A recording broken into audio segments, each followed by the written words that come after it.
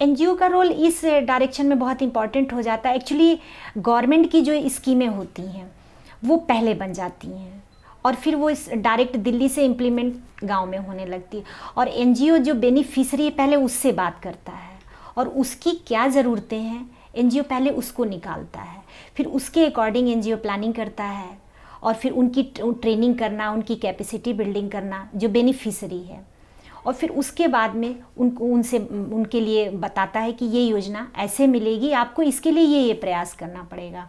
और गवर्नमेंट में क्या होता है वो पूरी प्लानिंग कर देते हैं, पूरा प्रोजेक्ट बन जाता है और अपने ऑफिसर्स को दे देते, जाइए आप इसको इम्प्लीमेंट करिए।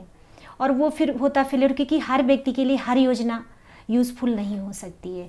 किसी को वृद्धा पेंशन की ज़रूरत तो किसी को विधवा पेंशन को ज़रूरत, किसी को नरेगा में काम चाहिए तो किसी के लिए पीडीएस बहुत ज़रूरी होता है।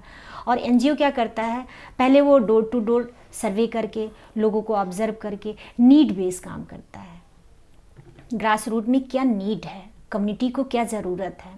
और आज देश में क्यों सारी गवर्नमेंट की योजनाएं फेलियर, उसका बेसिक रीज़न है कि लोगों को एम्पावर्ड नहीं किया गया। उनको चीज़ें तो दे दी गई, उनको पैसे दे दिए गए और सारी सुविधाएं दे दी गई, पर कभी उनको एम्पावरमेंट करने की, उनकी नॉलेज बढ़ाने के लिए कभी कोई प्रयास नहीं किए गए। और थोड़े बहुत हुए भी हैं तो शायद सफल नहीं।